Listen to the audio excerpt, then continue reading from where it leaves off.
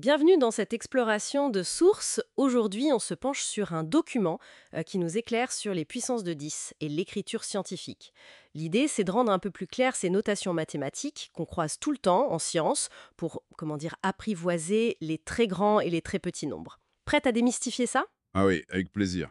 C'est vraiment un langage essentiel pour manipuler des valeurs sur des échelles très différentes. Le document qu'on a pose de bonnes bases, avec des exemples, je trouve, assez clairs. Super. Alors commençons par le commencement, les puissances de 10. Le document le dit bien, 10 exposant n, 10n quoi, c'est juste le chiffre 1 suivi de n0. Tout à fait. Par exemple, 10,3, ben c'est 1000. 19, 1 milliard. Simple, mais super efficace pour les grands nombres. Et ça marche aussi dans l'autre sens, pour le tout petit. Une puissance négative, 10 moins n, ça représente un nombre décimal. C'est 0, puis d0, et le 1 arrive en nème position après la virgule. Ah, d'accord. Le document donne 10 moins 1, c'est 0,1, un dixième, ou 10 moins 3, c'est 0,001, un millième. Ça pose vraiment l'échelle de grandeur. Ok, donc ça, c'est l'outil de base. Mais comment on fait pour écrire n'importe quel nombre? Surtout ceux qui ne sont pas juste des puissances de 10 toutes rondes. C'est là qu'arrive l'écriture scientifique, c'est ça? Exactement. C'est là que ça devient intéressant pour tous les nombres. Le principe, si j'ai bien suivi le document, c'est d'écrire le nombre avec un seul chiffre différent de 0,1 avant la virgule, C'est ça? puis les autres chiffres après la virgule, et on multiplie par la bonne puissance de 10. Voilà. Si on prend les exemples du document 1 350, ça devient 1,35 fois 10, 3. Oui. Un nombre plus grand, 523 434, c'est 5,2343 fois 10, 5. Tout à fait. Et pour les petits, 0,0124, hop, 1,24 fois 10 moins 2. Ou 0,0543, ça donne 5,43 fois 10 moins 2. C'est assez élégant, je trouve, pour condenser l'info. Ben oui, et ce qui est vraiment fondamental là-dedans, c'est l'uniformisation. C'est ça le point clé. On ramène n'importe quel nombre, qu'il soit gigantesque ou minuscule, à cette forme standard, chiffre, virgule décimale, fois 10 exposants. Une norme, en quelque sorte. Exactement, une norme. Et c'est ça qui permet aux scientifiques partout dans le monde de comparer facilement leurs mesures, leurs résultats sans ambiguïté. C'est devenu un langage universel pour parler des ordres de grandeur. En physique, en chimie, en astro, partout. J'imagine bien le bazar avant ça. Et le document parle aussi de la pratique, la calculatrice. Il mentionne les touches générales pour les puissances, genre ou x, y, Oui, les touches classiques.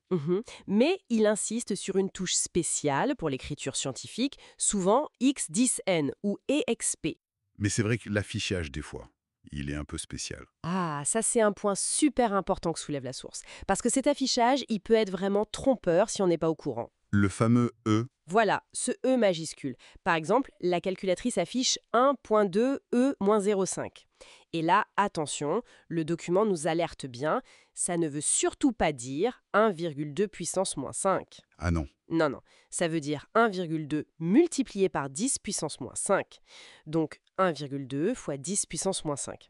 C'est une convention d'affichage. Et si on confond les deux, on est mal parti pour le calcul. Complètement, ça fausse tout. C'est une erreur très très fréquente. Les exemples donnés sont clairs. 2,99 E plus 8, c'est 2,99 fois 10 puissance 8, environ 299 millions.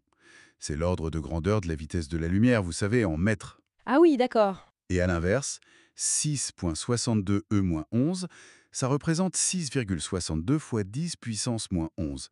Un nombre incroyablement petit qu'on retrouve par exemple dans la constante de Planck en physique. Ce E permet de voir l'échelle d'un coup d'œil. D'accord, c'est beaucoup plus clair. Donc si on résume ce que disent les sources, les puissances de 10, c'est l'outil de base pour les échelles.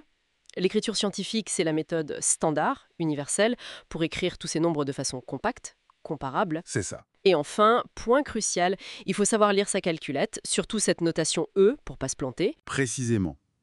Et comprendre ça, ça va au-delà de la simple technique de calcul, en fait. C'est vraiment saisir comment la science arrive à quantifier le monde, comment elle navigue entre des échelles vertigineuses, de l'atome aux galaxies. C'est la grammaire des grandeurs, comme vous disiez. Voilà, c'est une bonne image. C'est la grammaire qui permet de décrire tout ça de manière rigoureuse et surtout communicable. Et ça amène une dernière petite réflexion. Si cette notation nous permet de jongler avec des échelles si folles, si loin de notre quotidien, est-ce que cette gymnastique de l'esprit change quelque chose à notre perception de notre propre place? Notre place dans cet univers immense, coincé entre l'infiniment petit et l'infiniment grand? Voilà, une petite question à méditer.